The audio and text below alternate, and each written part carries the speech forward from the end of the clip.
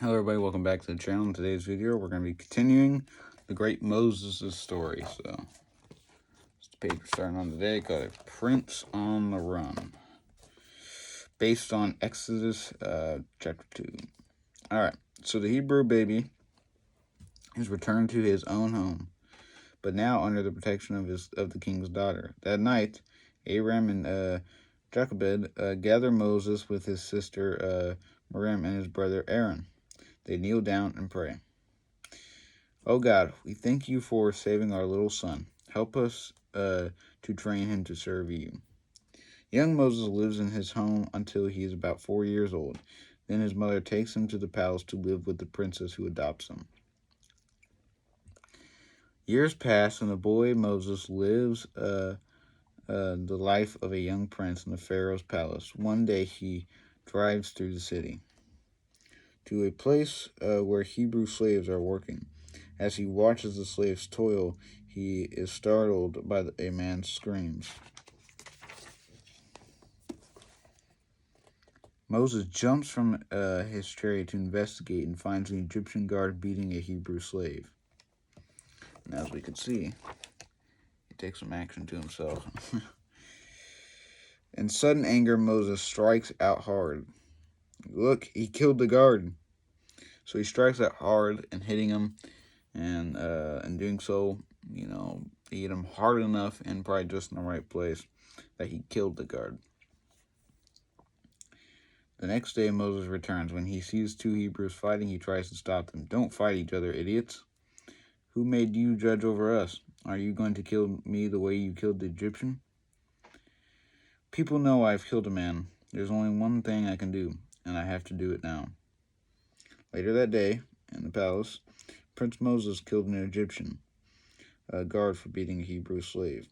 Now somebody tells Pharaoh, and Pharaoh says, "Find the traitor and kill him." Pharaoh's orders come too late. Moses has a head start on the soldiers who chase him. He escapes, and after a long, hard ride, he reaches the land of Midian. Tired after his flight from Pharaoh, Moses rests by a well.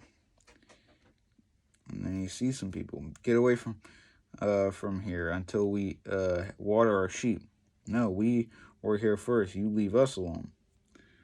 And Moses makes his way over there and says, "I think you should let the woman go first. After all, that's the civilized thing to do." The cowardly shepherds retreat, and Moses helps the women water their flocks. When the women return to their camp, one of them tells her father what happened at the well. "A man saved you, and you came straight home. Why didn't any of you ask him to dinner?" So they go and find him. "I am Zipporah. My father Jethro invites you to eat with us." Moses accepts the invitation, and that night after supper, "I need a shepherd, a good man I can trust. Why don't you stay with us?" "Thank you, I will. This will be a good place to hide from Pharaoh."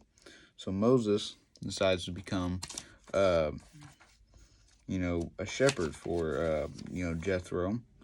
So we'll go and read the next story as well, called A Burning Bush.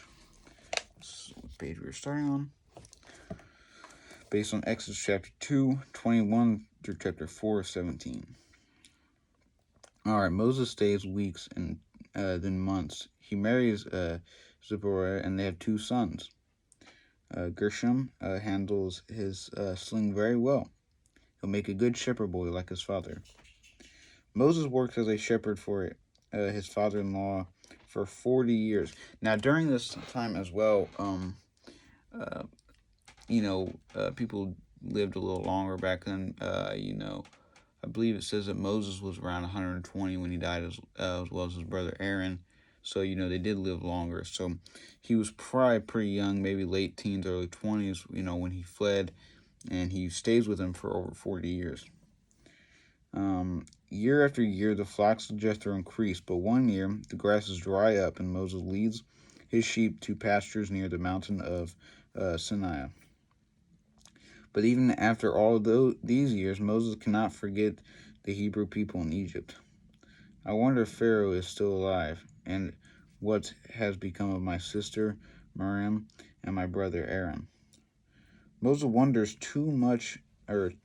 Moses wonders too about the Hebrew slaves still struggling under the whips of the Egyptian rulers. One day he looks up to see a strange sight on Mount Sinai. A bush on fire, yet it is not burning up. So he sees like a bush, which almost looks like a tree, because of its branches and things, but it's on fire. But normally, if like a tree or a bush would be on fire, you would see it burning. You would see it falling apart and burning until it completely burns up. And this one's on fire, but without falling apart, without burning up completely.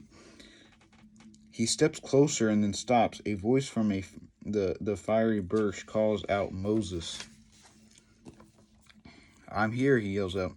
Once again, Moses starts toward the bush, but the same voice warns him, "Don't come any nearer. Take off your shoes because you are standing on holy ground."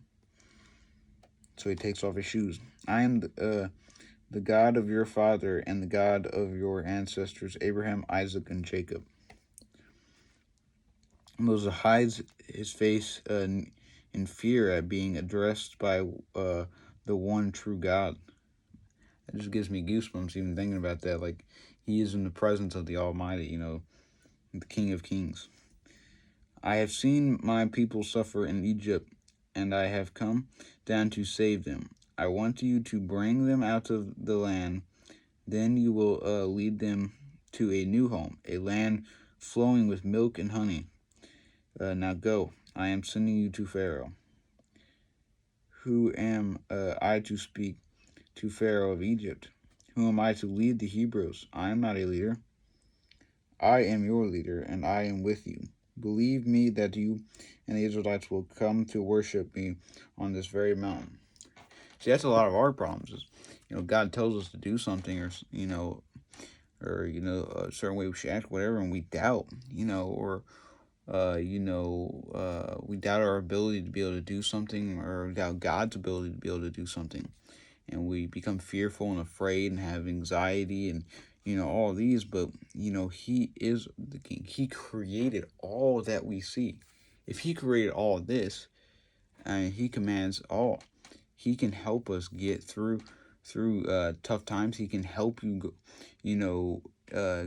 like this. He's telling Moses to do something. Moses gets afraid of it. He doesn't believe it. That he can do it or whatever, and God has to reassure him that you can. I'm telling you to do it, and if I'm telling you to do it, I know you can do it because I'm going to help you do it. So always remember that God is there to help you through all these tough times. "I am not a prophet or a priest. What if they ask me your name? I am who I am, and I will perform my wonders against the Egyptians. What if they don't believe me? Throw your staff on the ground." Moses' staff immediately turns into a venomous snake. He runs in terror. God calls Moses to come back. Then he tells Moses to pick up the snake. Trembling at the power of God, Moses obeys. The Lord has given Moses the power to do this miracle and 2 others, so he can make the people believe. Still, Moses is afraid, because when he grabs it, it turns back into a stick. "I am not a good speaker. I can't do this job." But God is tired of Moses' excuses. "I made your mouth, didn't I? I can make you speak with it, too. But very well, I am sending your brother Aaron to meet you. I will help you both speak. Now go."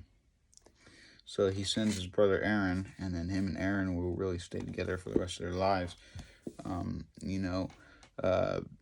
So Moses again was afraid. He was doubting God, and he was afraid that he wouldn't be able to do it, or he wouldn't be able to talk to him, or he didn't know what to say, or whatever.